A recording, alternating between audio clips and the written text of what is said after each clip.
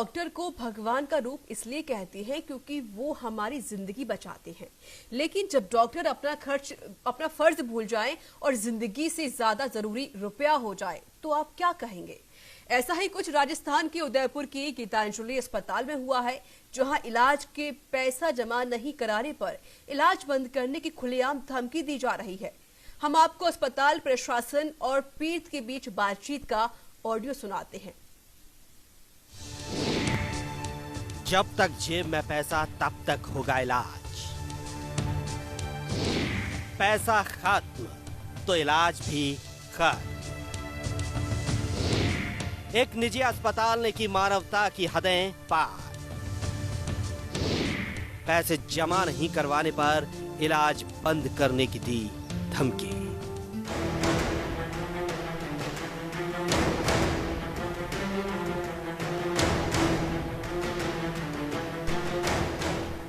Corona संकट में निजी अस्पताल की कोताही लगातार जारी है, मनमानी लगातार जारी है। दरअसल जब तक आपकी जेब में पैसा है तब तक ही आपका इलाज होगा, लेकिन जैसे ही आपकी जेब से पैसा खत्म तो आपका इलाज भी खत्म, चाहे उसके बाद आपकी जान भी क्यों न चली जाए। जी हाँ, ऐसा ही एक मामला उदयपुर के गीतांजलि अस्पताल से सामने आया है, जहां इलाज को लेकर समय पर पैसे नहीं मिलने पर इलाज को रोक दिया जाएगा। जरा पहले आप खुद सुनिए कैसे लुटेरे अस्पतालों के लिए जान से ज्यादा पैसे जरूरी हो गए। ये तो कुछ समझ में नहीं आ रहा है यार सर। पेमेंट तो अभी आ रहे हैं सब भैया, मैंने सबको बुलाया। मैंने बोला ना सोमवार सब आ ही रहे हैं। अभी 12-1-2 बजे तक आ जाएंगे। हाँ, 12 बजे तक पेमेंट जमा कराइए। हाँ, अभी आ ही रहे हैं। ये थोड़ी पेशेंट की स्थिति मेरे को समझ नहीं है, थोड़ी समझ लो और भी लोगों से कैसे क्या। ऐसा पेशेंट की स्थिति जो भी हो, मेरे को पेमेंट जमा चाहिए तो चाहिए।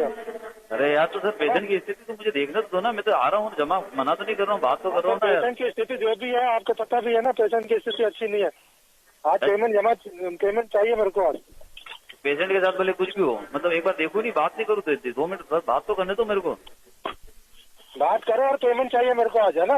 मुझे आज बहुत हो गया ना, अब इसके ज्यादा मैं और कंट्रोल नहीं कर सकता। यार सर पेशेंट के साथ पहले कुछ भी हो यार, आप पहले बात कर। दीपक जी सुनो मेरी बात। हाँ, व्यवहार होता है, व्यवहार अपनी जगह होता है, ठीक है। मैं भी यहाँ पर नौकरी कर रहा हूँ। नहीं तो पेशेंट के साथ कुछ भी हो क्या? मैं अभी नौकरी कर रहा हूँ मैं यहाँ पर, ठीक है। मैं मेरे पिताजी को होना चाहिए बस। आईसीयू के अंदर है पेशेंट के साथ। अरे सर दवाइयाँ बंद कराओ। आईसीयू में हो कहीं पर भी हो, आप सुन लो मेरी बात कान खोलकर। कुछ भी हो जाए पहले पेशेंट के साथ सर। मतलब चाहिए आज सर। पिताजी दवाइयाँ बंद हो जाएगी, पिताजी को कुछ हो जाएगा साहब। कुछ भी हो जाए तो हो जाए, अब मैं नहीं बर्दाश्त कर सकता इसके आगे। सर मैं आपसे आपकी वजह से मैं परेशान हो रहा हूँ यार। मैं भी तो गीतांजलि चाहिए आप किसी भी हाल में।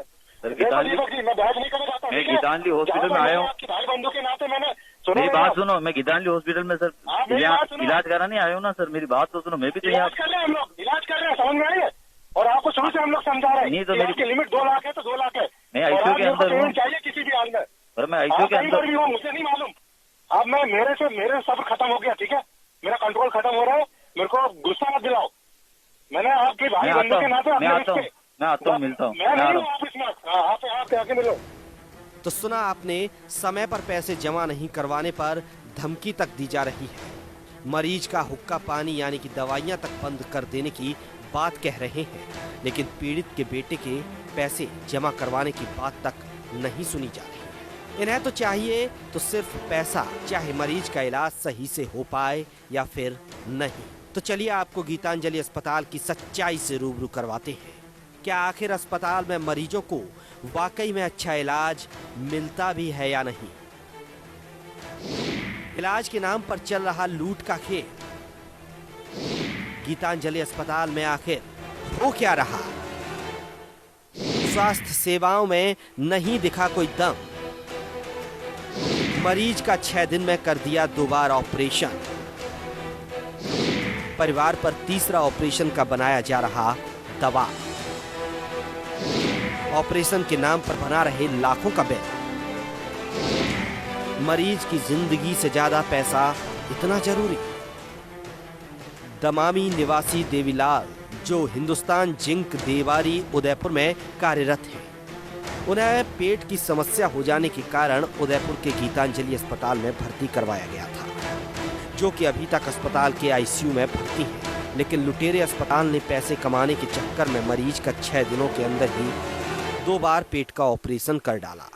लेकिन अभी भी अस्पताल फिर से परिवार को मरीज का तीसरा ऑपरेशन करवाने को कह रहा है। इससे अब आप खुद ही अंदाजा लगाइए कि गीतांजलि अस्पताल की चिकित्साएं कितनी बेहतर हैं। बहरहाल गीतांजलि अस्पताल सवालों के घेरे में तो आ ही चुका है। अब ऑडियो सामने आने के बाद अस्पताल की सारी सच्चाई लोगों के सामने है। अब देखना होगा कि सरकार ऐसे लुटेरे अस्पताल पर कब कार्रवाई करती है, या फिर देवीलाल के जैसे कई अन्य परिवारों को भी इसका नतीजा भुगतना पड़ेगा। Special desk, news India.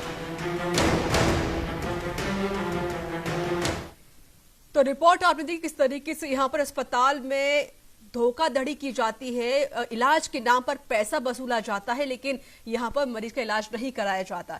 जिस डॉक्टर को हम भगवान कहते हैं क्योंकि वो हमारी जिंदगी बचाता है, अगर वही भगवान एक कातिल बन जाए तो आप उसको लेकर आप क्या कहेंगे?